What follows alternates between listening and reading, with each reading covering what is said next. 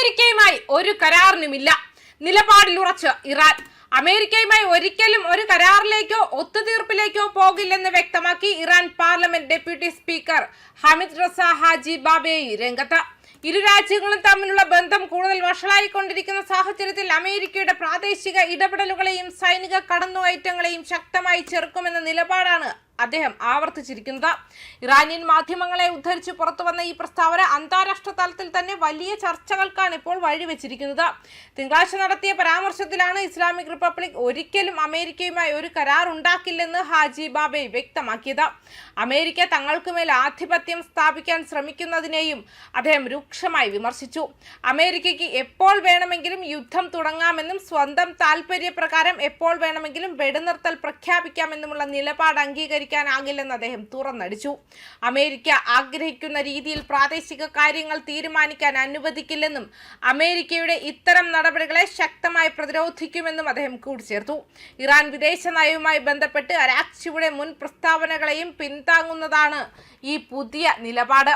സമീപകാലത്തെ സൈനിക സംഘർഷങ്ങളും പരസ്പര ആരോപണങ്ങളും കാരണം ഇറാനും അമേരിക്കയും തമ്മിലുള്ള ബന്ധം ഏറെക്കാലമായി ഉലഞ്ഞു നിൽക്കുകയാണ്. അമേരിക്കയുടെ ഏത് സമ്മർദ്ദത്തിന് മുന്നിലും രാജ്യം തലകുനിക്കില്ലെന്ന കടുത്ത നിലപാടിലാണ് ഇറാനിയൻ ഭരണകൂടമുള്ളത്. നിലവിലെ സാഹചര്യത്തിൽ അമേരിക്കയുമായുള്ള ഭാവി ചർച്ചകളെല്ലാം പൂർണ്ണമായും ഒഴിവാക്കുമെന്ന ഇറാന്റെ ഔദ്യോഗിക നിലപാട് പശ്ചിമേഷ്യയിലെ രാഷ്ട്രീയ സാഹചര്യങ്ങളെ കൂടുതൽ സങ്കീർണമാക്കുകയാണ്. അതേസമയം അമേരിക്കൻ ആക്രമണങ്ങൾ സിവിലിയൻ അടിസ്ഥാന സൗകര്യങ്ങൾക്കും വലിയ നാശനഷ്ടമുണ്ടായതായി ഇറാൻ ആരോപിക്കുന്നു.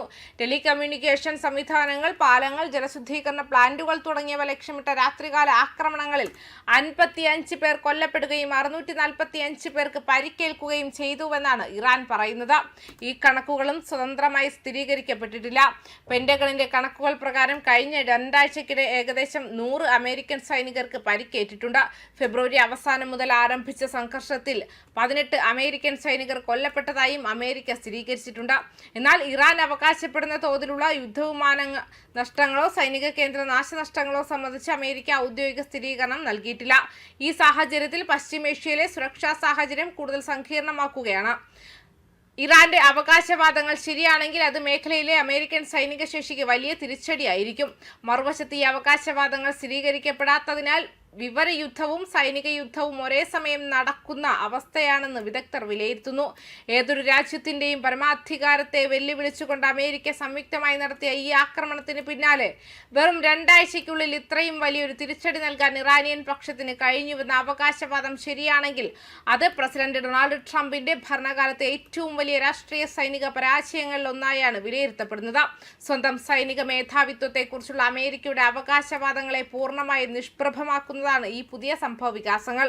ഔദ്യോഗിക സ്ഥിരീകരണം വരുന്നതോടെ പശ്ചിമേഷ്യൻ സമവാക്യങ്ങൾ തികച്ചും മാറിമറിയുമെന്നും ഇത് ട്രംപിന്റെ ഭരണകൂടത്തിന് കനത്ത പ്രതിസന്ധികൾ സൃഷ്ടിക്കുമെന്നുമാണ് അന്താരാഷ്ട്ര രാഷ്ട്രീയ നിരീക്ഷകർ കരുതുന്നത്.